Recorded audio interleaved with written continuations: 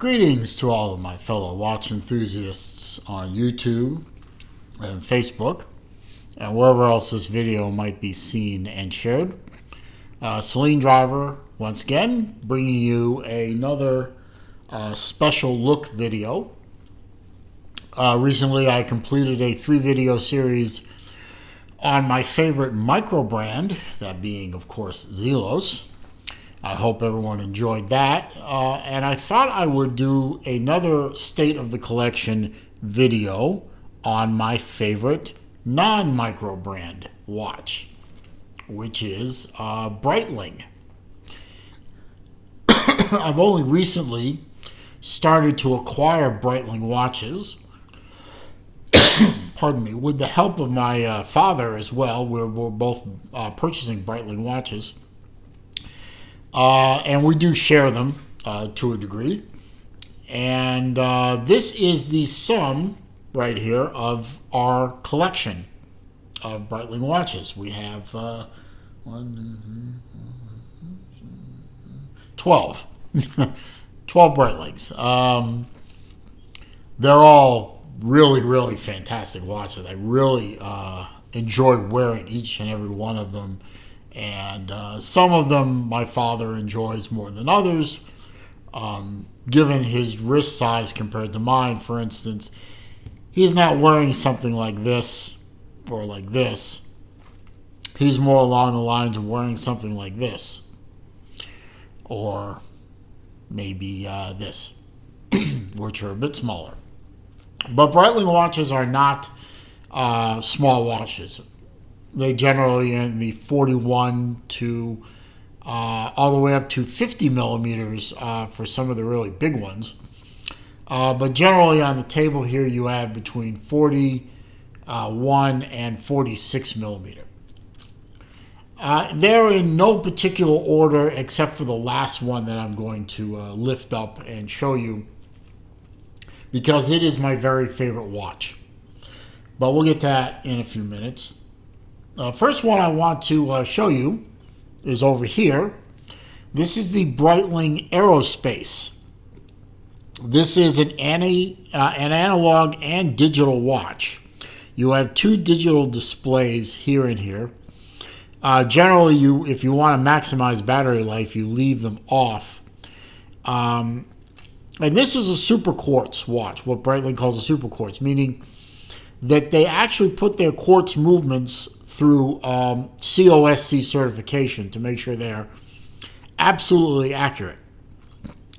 Now, everything on this, the countdown timer, the chronograph, the setting of the second time zone, setting the watch, and controlling the displays is all done through one crown. You can see there are no pushers.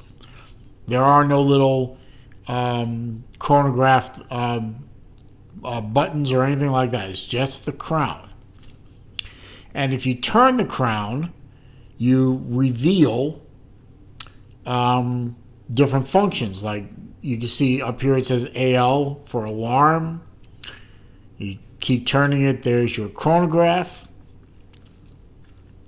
Keep turning it and you get your second time zone, which I actually have set to Pacific time. I don't know why, I just do. Your countdown timer. And then if you keep turning it, there's your day and your date. There's your running seconds and date. And there's your digital time. I now blank again. Unidirectional dive style bezel with these nice overriders at the 15-minute marks. It's a very nice, solid feeling bezel. No slop. Just a really nice. This is actually the least expensive Breitling I ever bought. It was also the first Breitling I ever bought. Really nice watch. Great grab and go. Super quartz. Very accurate. Over here is probably the most unique watch in my collection. And, you know, one of the ones I enjoy the most. It looks like the Aerospace. I'll give you that. It does look like an Aerospace, but you may notice it's a bit thicker, a bit bigger, and it has 2 extra crowns on it. That's because this is not an aerospace. This is a Breitling Emergency. Oh, by the way, I should mention, all these watches have individual videos to them on my channel. So if you see a Breitling and you want to learn even more about it than I'm going to tell you here, just go onto my channel and search for the watch's name and you'll find it. But this is an emergency watch. This watch was developed to be worn by pilots and explorers, hikers, mountain climbers, what have you. And a version of this watch was even featured on an episode of Top Gear, where they dropped Richard Hammond off in the middle of nowhere in Canada with it was a Breitling Emergency, but they never identified it as such. And he set it off, and then he sat around and waited for his 2 compatriots to lazily come and find him. And they went to get to him in pickup trucks. It's kind of a fun episode, really. But what you do, and believe me, I'm not going to do it for you, because if you set off an emergency, couple of problems. If it's not a real emergency, the fines and possible jail time for abusing the system are steep. I've heard fines of up to $50,000. Plus, the whole watch has to be sent back to Breitling for a rebuild, which is a few $1,000s in and of itself. But what you do is you unscrew this crown and pull at both ends. Pull this end, pull this end. If you want extra range, you unscrew this crown and pull it. And then you hang it from a high point somewhere, a tree or something like that. And it starts to transmit. In this case, it transmits on a 121.5 megahertz analog. Now, the newer emergencies, what they call the Emergency 2, also transmit on 121.5 megahertz, but also they transmit on a digital frequency in the 400 range or something like that. This watch technically is outdated, but I am told that people still monitor this emergency channel, just not as heavily as the new one.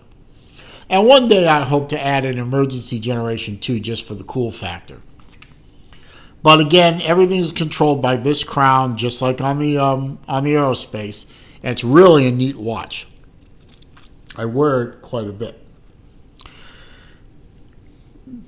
I have my Breitling Super Quartz.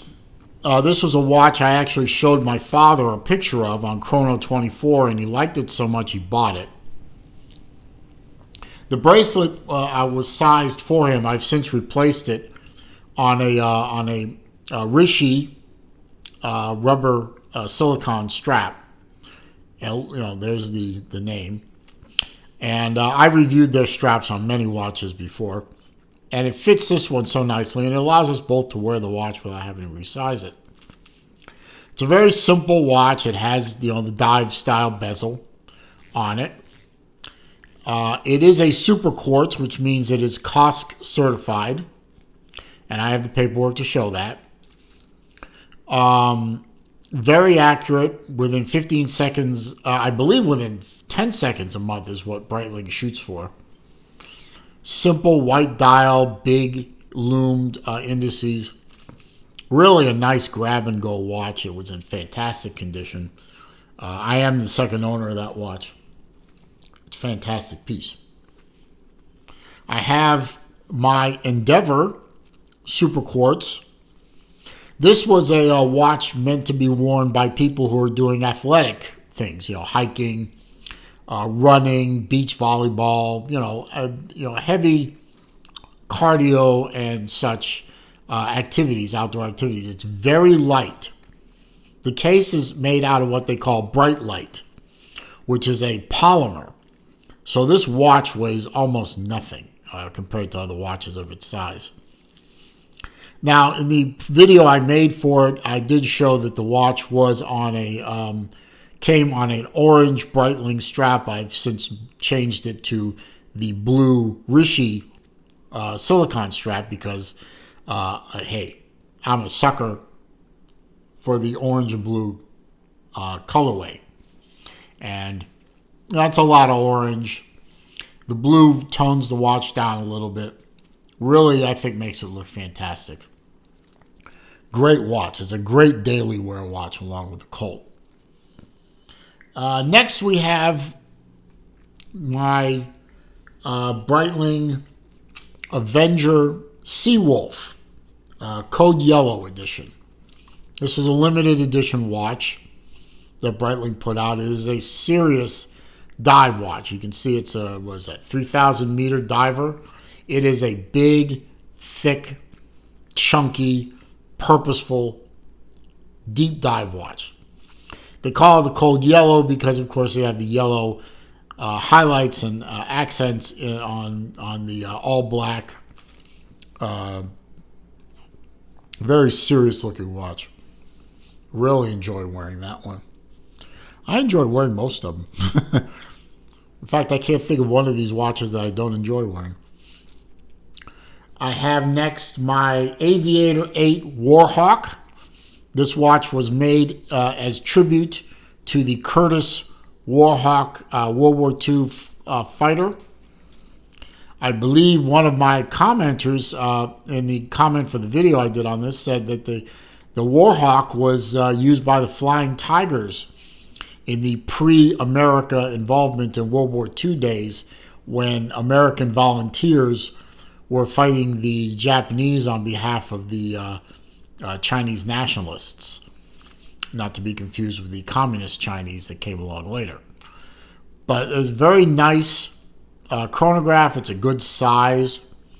My father actually loves wearing this watch because he does not have an olive drab watch in his collection either.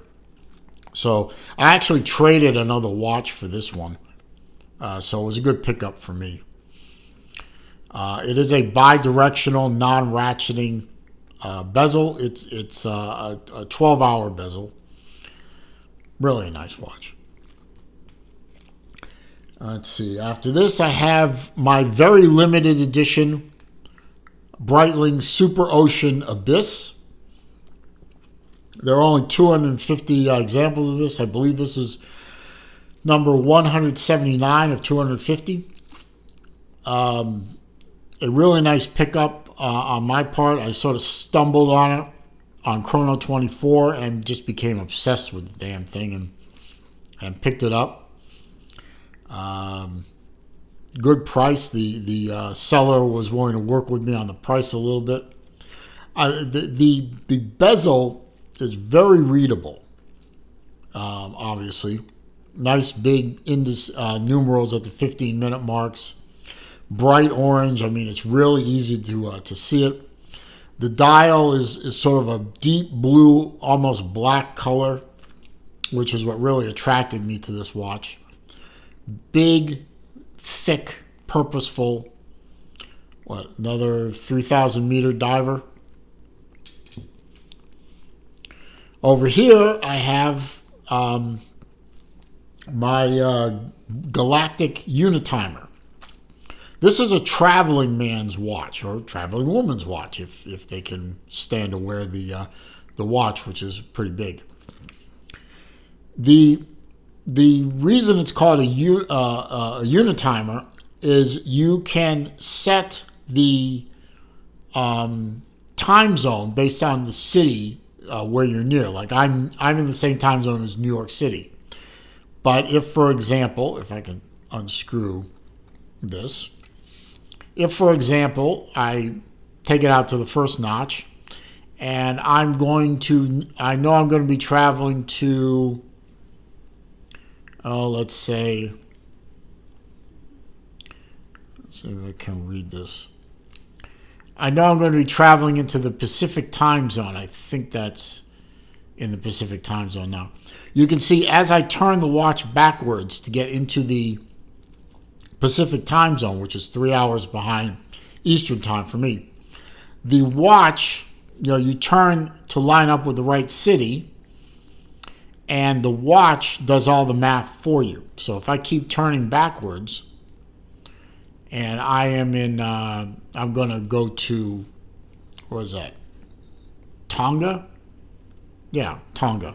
It's 6 a.m. in Tonga right now, even though it's almost noon here in the Eastern time zone. Again, of course, I can drive it forward as well. So let's say I'm going to, is it London right there? Does that say London? It must be. So it's 5 o'clock in London right now, as opposed to it being noon in the Eastern time zone. So kind of a neat function if you're doing a lot of traveling. This watch can really help you out with staying on time. It's a beautifully made watch, beautifully polished. Really like that watch. A similar watch is my Transocean unit timer. Basically the same principle as the Galactic over here, but with the added functionality of a working chronograph. And also, I really love the globe design on the inside of the track. And also, you see that there's a blue arc here and a white arc up here. The white arc representing daylight and the blue arc representing nighttime. And again, the same thing. If I want to drive I can drive the watch backwards and forwards. Very simple. You can see it's lined up with, let's say, Los Angeles there. So it's 9 o'clock in Los Angeles. And I can just drive it forward again to New York, which represents Eastern time zone. And if my eyesight were good enough, I could find London. I could find Paris right there. And it's 6 p.m. in Paris. But I don't care about Paris. Oops. There, back to New York. So, again, really nice functional traveler's watch with the added benefit of a chronograph, which I like. I did pair this with an aftermarket mesh bracelet. This is not a Breitling bracelet. This is one that I picked up online, and it's kind of hard to find a 24 millimeter wide mesh bracelet, but I did manage to find one that I liked. So that works well for me. Over here is a Breitling Transocean Heritage 57. This watch is a modern interpretation of a Transocean made back in the year 1957 with a dished-in bezel, a multicolored watch face. This watch is something that my father actually, of all the Breitlings that we own, this one is his favorite. It fits him the best. He has always been a big fan of interesting dials, as long as they're relatively simple dials. He is a big fan of a three-hander. Just tells the time. He doesn't need chronos, doesn't want date complications, doesn't want all that stuff. Even though he owns watches with date complications, it's always his preference to have a no-date watch, and that's why he really likes this one. It is a bi-directional bezel. It moves fairly easy, but when you put it in place, it will stay there for the most part. Sliding clasp, so the tail of the watch slides underneath the clasp itself. I'm not a particularly big fan of this type of clasp. Sometimes a watch is hard to close or it's hard to open, but when it's on wrist, it's very comfortable. You can see the very nice unique engraving to this watch. So this is a really colorful, nice, fun watch. Not my particular favorite of all the Breitlings you see here, but it is my father's. I have a Transocean 2 44 millimeter. This is the previous generation Transocean that was just recently, as of mid 2022. This watch was replaced with a newer Transocean design, which honestly I'm not a big fan of.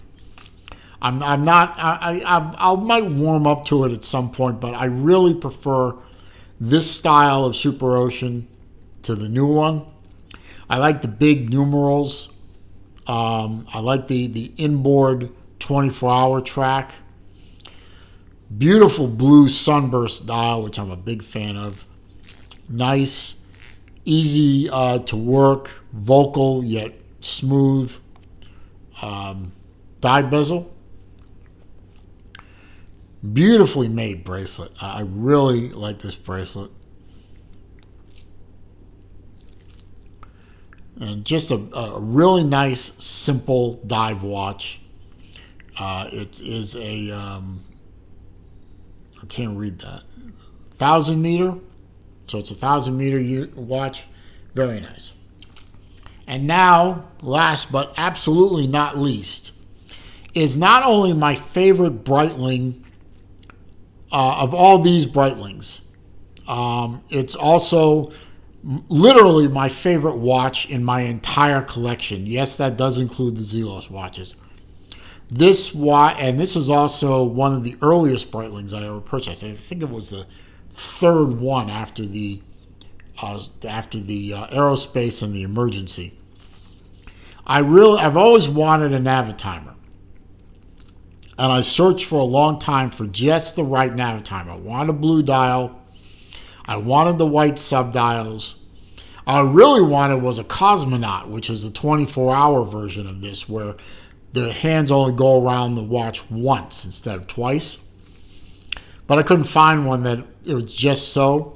And I stumbled on this one, which is called the Twin 60. They only made this watch for 1 year. The reason it's called a Twin 60 is because you have twin hands down here counting the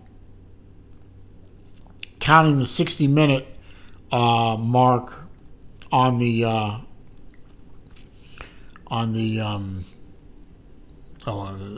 chronograph, and you have a 24-hour indicator here.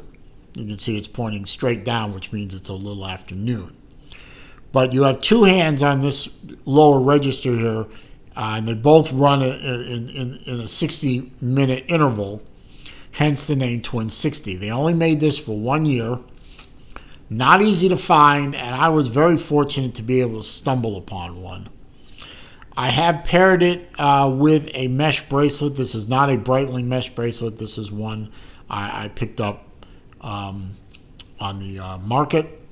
But I think it pairs very well with this watch, and with the polish of the case, the polish of the bezel, the polish of the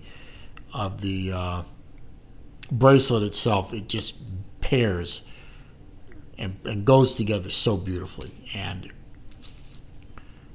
this one I'm putting on, because this one, and I know it's backwards. I'll get around to fixing it eventually. I mean, this one is my absolute favorite. I mean, I look at this watch, even through the screen of this of my phone, and I think this is absolutely the most beautiful watch in my collection. I love the Navitimer. And I have got my eye on a couple of other Navitimer models that I hope someday I'll be able to pick up. But for now, if I'm only destined to have one Navitimer in my collection, I am so glad I found this one. It ticks all the boxes for me. Polished, blue dial, white subdials, or silver if you prefer. It is, for me, it is the perfect Navitimer.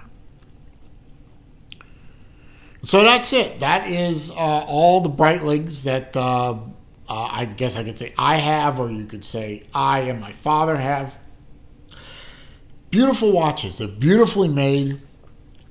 They are indestructible. They run forever. I haven't had a service problem with any of them. The only thing I've ever had to do is one time I had to replace the battery on this one. It's very simple. Just pop the back of the case off. This one, I actually replaced the batteries even though it was recommended not to. I watched the video on YouTube, and all it was 4 screws on the back. There's 2 modules inside of it. There's a module that powers the rescue module and a module for the watch. And they separate with 4 screws.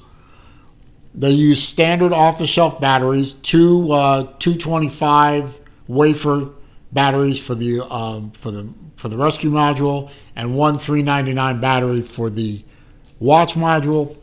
Put it all back together. It went all back together beautifully. Reset the time and everything, and it works.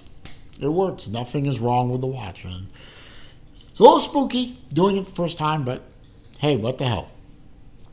Nothing ventured, nothing gained. Anyway, I hope you enjoyed this overview of my favorite non-micro brand manufacturer, which is Breitling. I hope you found this video to be useful, entertaining, maybe even a bit informative. If you did, please click that thumbs up. That does help with the YouTube search algorithms and makes my channel more visible. So every little bit helps. So thank you in advance. Comments, questions, suggestions down below.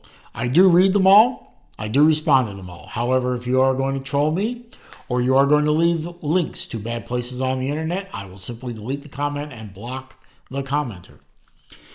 If you're new to the channel, of course, I do bid you welcome. I'm glad you found the channel. Feel free to watch as many videos as you like. All I ask in return for all this wonderful entertainment is please subscribe to my channel.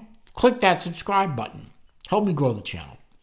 And when you do, don't forget to click the bell icon next to that subscribe button so that when I upload new content or when I go live and do a live stream, you can respond. As I always say at the end of my videos, it is a crazy old world out there. It is not getting any better. I hope it doesn't get much worse, but I don't think it's going to get any better anytime soon. So please, when you go out there in the big old world, be safe, be careful, stay healthy. See you soon.